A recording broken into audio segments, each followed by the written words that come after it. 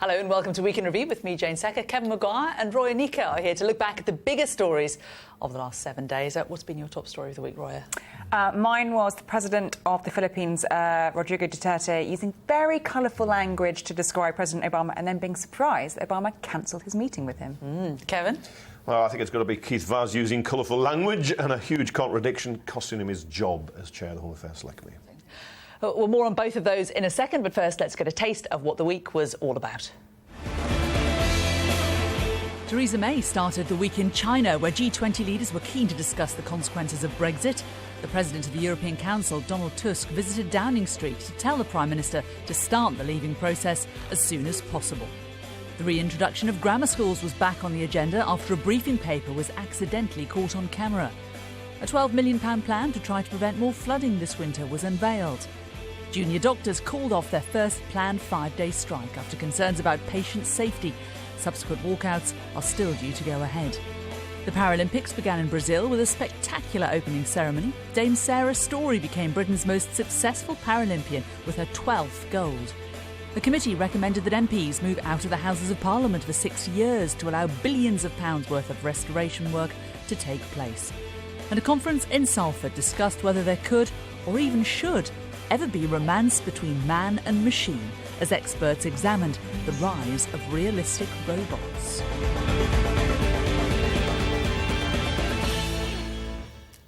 So lots to talk about there, but grammar schools, should they be brought back? I'm surprised that Theresa May has gone for this very divisive policy so soon. I think how she fares on this is probably going to set the tone for the rest of her time, actually. I think she's going to come up against a lot of opposition within her own party. And the problem with it is it sort of shows her in the light of being one of those sort of old-school divisive Tories. I don't think it's a very wise move, personally. There's no public support to bring him back, and May doesn't know what Brexit means when she says Brexit means Brexit, and now she's picked this fight. But it's not it didn't encourage social mobility, as the Chief Inspector of Schools says, as our social mobility czar says. It's not in the Tory manifesto, it wasn't there. She's an unelected Prime Minister, never elected by the country, and now she's bringing in a huge change she has no mandate for. She's going to question her own legitimacy by doing this. Interesting times. Well, another person who's had a bad week has been Keith Vaz. Allegations in the Sunday Mirror newspaper led the MP to step down from his long-held post as chairman of the Home Affairs Select Committee. Our senior political correspondent Robert Nisbet reports. With no dousing of the tabloid flames, Keith Vaz left his home aware support within the committee he chaired for nearly a decade was ebbing away. The Sunday Mirror lit the fire with this incendiary article, alleging he'd paid 2 male escorts for sex and discussed buying cocaine. Keith Vaz came to the meeting of the Select Committee. He gave a very frank account of what had happened, and he told us of his intention to resign as chairman of the Home Affairs Select Committee. He dodged cameras but issued this statement. It is in the best interest of the Home Affairs Select Committee that its important work can be conducted without any distractions whatsoever. I am genuinely sorry that recent events make it impossible for this to happen if I remain chair. The integrity of the Select Committee system matters to me. Those who hold others to account must themselves be accountable. Now I go back to Parliament on Monday. The 59-year-old Labour MP for Leicester East is one of Parliament's brashest personalities, known for his keen survival skills, bouncing back after being suspended from the House for making false allegations against a former policewoman. But claims of drugs and prostitution proved too much for his committee colleagues. Kevin, was he right to go from the Home Affairs Select Committee? He jumped before he was pushed. There was no way back for him. He's got a huge brass neck, and I think he thought he could tough it out, but he couldn't, because the contradiction was so stark between the public and private positions, his political role and what he was doing in his private life, and those key areas of sex and drugs. I mean, should he go as an MP altogether, Roy? I personally think he should. I think the level of hypocrisy is pretty enormous here, particularly, as Kevin says, when he's lobbying for those issues on policy on prostitution and use of drugs. And I think also his position on the Labour National Executive should be questioned as well, as it will be next week. I don't think he should continue to have those roles. It was amazing how little support there was from amongst Labour MPs, because they kind of know what he's like. And it was a networker who would suck up to people if he thought they were powerful, but the staff in the House of Commons, they were so pleased he got his comeuppance because he'd been rude and offhand with them. He's not a nice bloke. But having said that, there are lots of not nice people in lots of different public positions, and does personal infidelity and dishonesty preclude being an MP? No, it doesn't always, and it hasn't always in this country. But when you are in a position on a Home Affairs Select Committee where you are effectively forming policies on areas like prostitution and drugs, and if you've been alleged to be involved with both, your position surely has to come under scrutiny and question. I don't think he could have stayed in that role. It was completely untenable. Well, time now for our gaffe of the week. And this week it goes to the President of the Philippines for his less than statesmanlike language about President Obama, who he was due to hold talks with. Here's what he said. I do not have any master except the Filipino people. Nobody but nobody. You must be respectful. Do not just throw away questions and statements. Umurahin kita dyan sa forum na yan. Well, that last bit, you might have missed it by the beep. He called President Obama a son of a whore. And this was because Obama had said that he was going to raise the issue of drugs in the country when he had a private meeting. Yeah, which of course he's entitled to do. To be fair to President Obama, he was really put on the spot at a press conference very soon afterwards, asked about this comment, and he took a sort of very statesmanlike pause and went, he's clearly a colourful guy. And that was it. He wasn't going to pass judgment.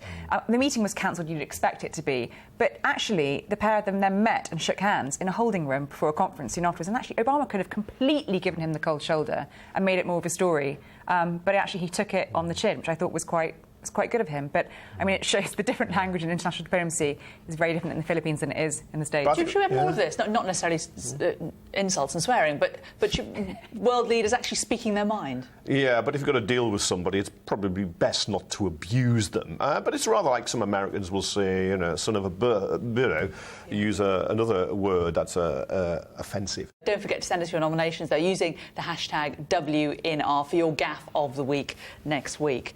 Now, this week also saw some of the most distressing scenes in the Mediterranean migration crisis. Hundreds of desperate people were pulled from the sea as their boat capsized. 7 people died in the rescue. A warning Mark Stone's report shows people in distress and images some viewers may find upsetting.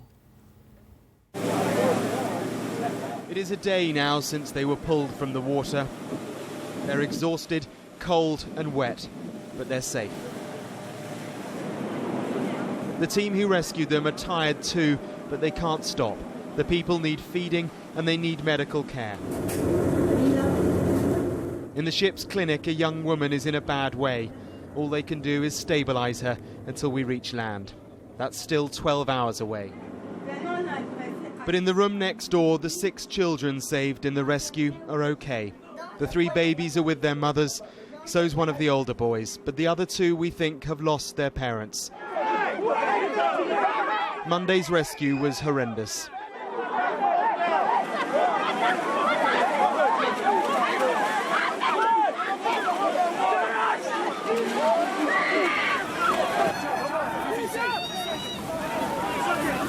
The boat they thought would take them to safety capsized right next to the rescue vessel.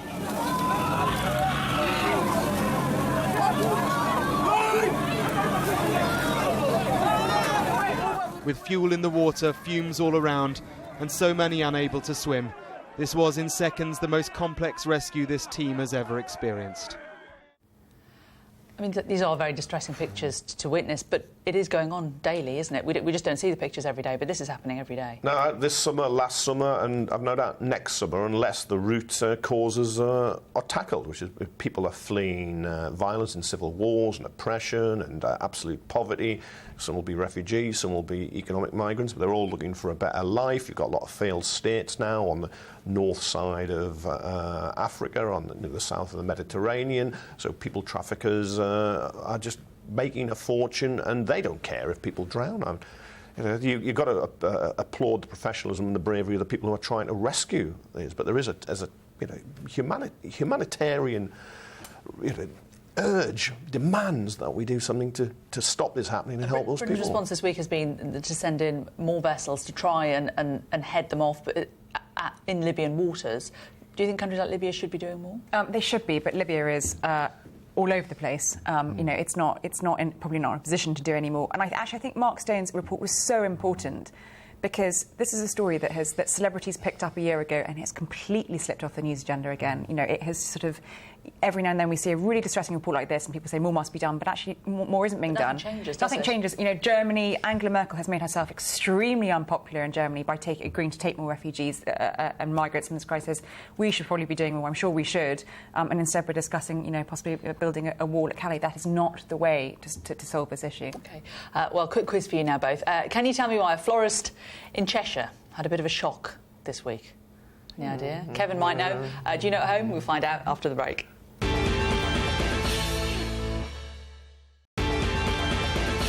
Welcome back to Week in Review with me, Jane Secker. I'm joined by Kevin Maguire, Associate Editor of the Daily Mirror, and the journalist Roy Onika.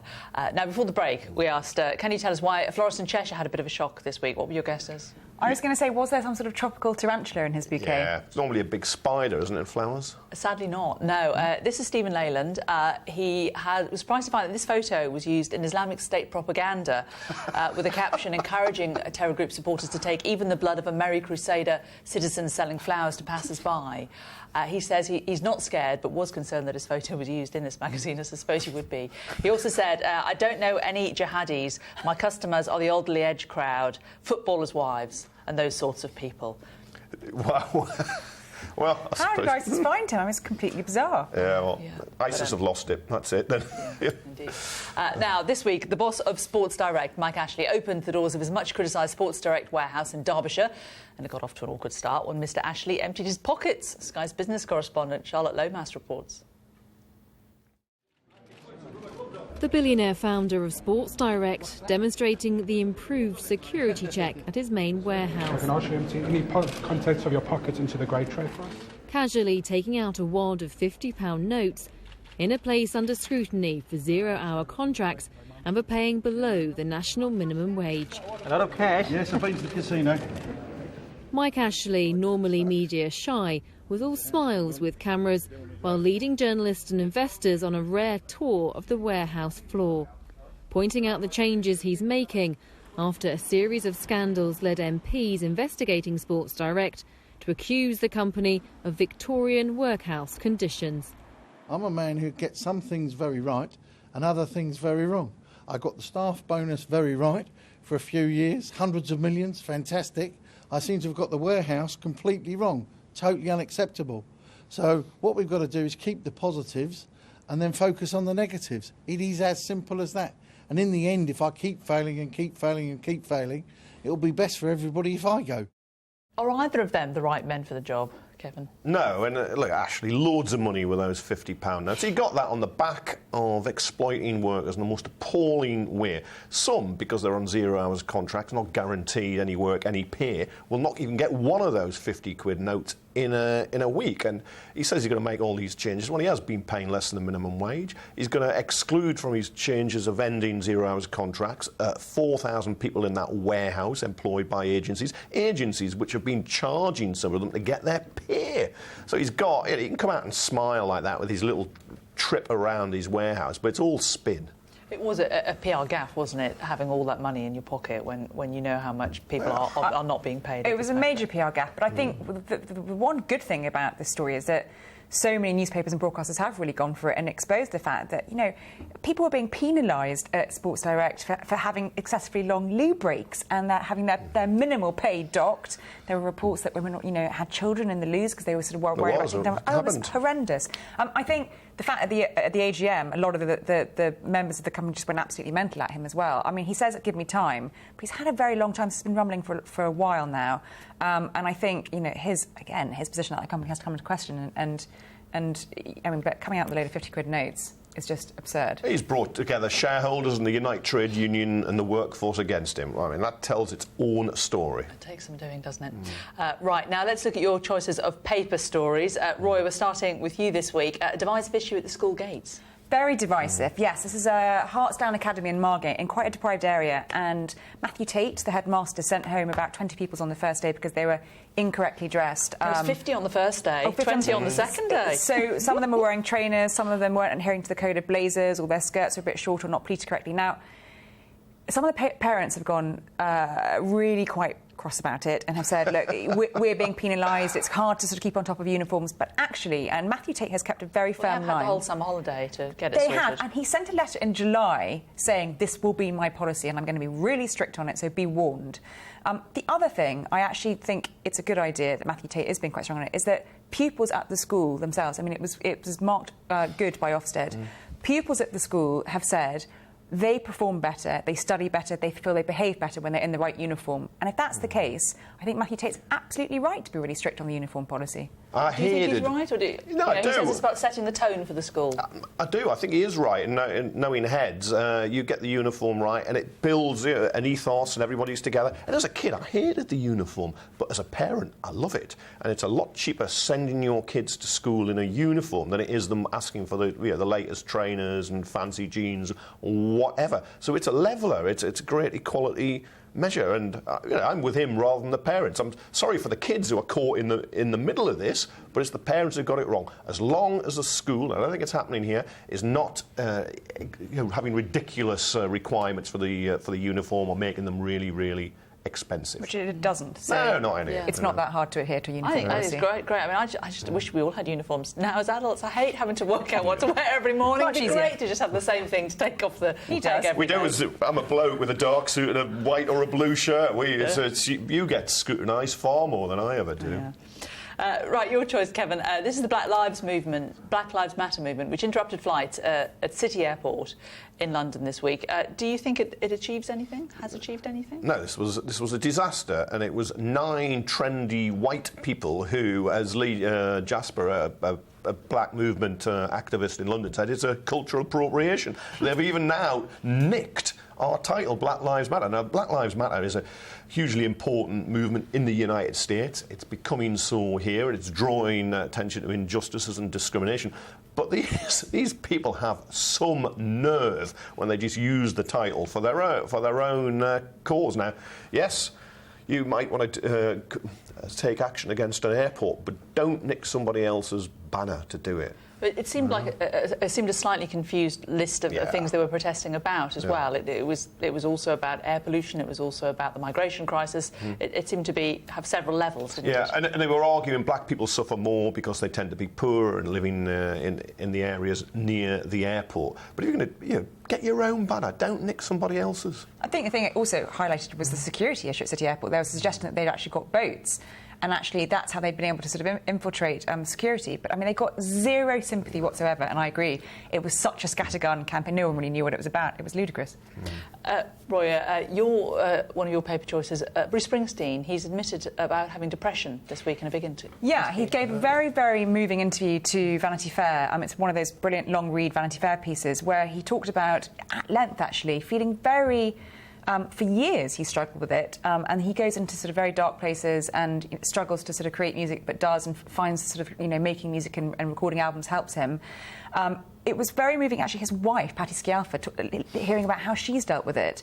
And she's like, she's like, to be honest, I'm not really comfortable with this bit of the interview, but I'm going to talk about it anyway because it's important. Mental health, which has been so taboo for so long, that someone with Bruce Springsteen's platform talks about the fact that very regularly he's brought to his knees by it, but when he goes to hospital, he goes and sees a GP, he gets help, he gets medication. But it's a very moving piece, and you do understand a few more of his lyrics, actually, once you've read it. I thought it was a great thing for him to do. It is important people talk about it in a way, and it happens now in a way we didn't before. But I suspect it's also very important for people who do suffer mental illness. You can see somebody who's hugely successful talking. Yes, I've suffered what you've suffered, but... you can cope with it, try and overcome. But it is quite common, apparently, for a lot of performers and people who do jobs which have a lot of adrenaline in them to suffer from depression, because it's the flip side from all that extra adrenaline that's coursing through your body, which can sometimes trigger it. Yeah, true in sport as well. Cricket, rugby, football, you get some players talking now, but there's a kind of macho, I can do anything, public attitude. So it used to be a taboo subject. I think of all illnesses, it's been seen as Kevin says, something that's a bit of an Achilles heel, and I think it's really important that people like Bruce Springsteen talk about it. What about your ups and downs of the week? And we're going to start with you this week, Roya, and you're sending up a little girl. She's called Sarah Patel. She is 6, I think, and she took on some some robbers in her dad's shop. Seriously punchy little girl. This was in Auckland in New Zealand, and her parents' electronics shop was being burgled. Not just burgled, armed robbers, armed with knives and axes. She saw one of the workers in the shop being attacked and started to sort of run up, and then changed her mind and actually ran straight towards, grabbed one of the legs of the attackers and tried to beat him off. She then saw the axe and she was let out by one of her relatives. Pretty punchy, though. I mean, what a brave little girl she is. Yeah, she said apparently she told her mum afterwards, hitting is a bad thing, and I tried to stop it. The mum then gave chase. But the 5 16-year-old boys have been since arrested. So extraordinary little girl. You always hope you'd do something like that yourself, but you never guarantee you would. Running in the other direction. So a very brave little girl there. So we're sending her up, but you're sending down this great picture. Or you're sending down packed lunches. Because they're not meeting the right nutritional standards. They're not. That's a great picture. Well, I mean, there's a I was in the boys' brigade as a kid. I had one of those hats. Did you? Yeah. Hilarious. Half of I bet they were very nutritious, those packed lunches. They look, white bread, the works. Half of schools, a study says, are still taking packed lunches into school, which is fine. What's in them is not fine. Despite all this campaigning by the likes of Jamie Oliver and various politicians, packed lunches are still filled with hardly any fruit or vegetables, a lot of sweets, a few less fizzy drinks, but I think there is still a big problem here. And this, for me, shows why it was completely wrong for Theresa May and the government to do a huge U-turn suddenly, very recently, on that advertising on junk food with big business. She should have held her nerve, she should have held firm, because children are still eating really poorly, and that affects performance, and that affects our education. Only 1.6% of lunchboxes meet the same standards that are set down for the canteen meals that the schools have to provide. That's appalling. It's an appalling But parents figure. will say it takes time to put up a good school dinner. It costs money. They might say that, but actually switching a chocolate bar for a tangerine, there's no argument there. Hang on, but if you make a packed lunch for yourself, I mean, do you have a celery stick, or do you want a nice bar of chocolate? You can have both. Yeah, not within little. Right, so we're sending down packed lunches. Kevin, you're sending up the Bob Crow Brigade. I know. It's got nothing to do with Bob Crow in a sense. He's departed, but this is a group in Syria. Sadly dead and won't be out next week's TUC. But now the Bob Crow Brigade in Syria are 5 British and Irish volunteers who went to fight with the Kurds against ISIS, and they call themselves the Bob Crow Brigade, keep posing with photographs. They back Jeremy Corbyn, they support the train conductors on southern trains, and they're fighting. They're inspired by the International Brigade in the Spanish Civil War. Some people will query the link. But Bob Crow was an amazing figure. The graffiti on buildings, victory to the Guards, victory to the RMT, from the north of Syria. It's astonishing that they're in their thoughts. Yeah, Bob Crow used to always say he had more in common with a Chinese peasant than he did with a city banker. So we're sending up the Bob Crow Brigade, but you're sending down this week Fabric nightclub, which is long departed now. Yeah, in London, shut in. It was I think the last of the big super clubs, 2,500 people. 2 teenagers tragically died of drugs very quickly at that, and they were accused of not having tough enough security, too much drug dealing, so they're going to be shut down. But I think it's something. I basically think midnight was late enough for Cinderella, and it's late enough for me. But other people want to go clubbing, and I think it's sad that this one will shut. I bet you it ends up. So many being nightclubs are shutting. There's half of all nightclubs, from our era when we were shaking our tail feathers back in the 80s, have gone. But is it the nightclub's responsibility to if people do dive drugs, people are presumably taking them before they come into the club, aren't they? I don't think it's got anything to do with that. I think it's a very cynical move by Islington Council. They want the site for property. I mean, Sadiq Khan has come out and opposed it.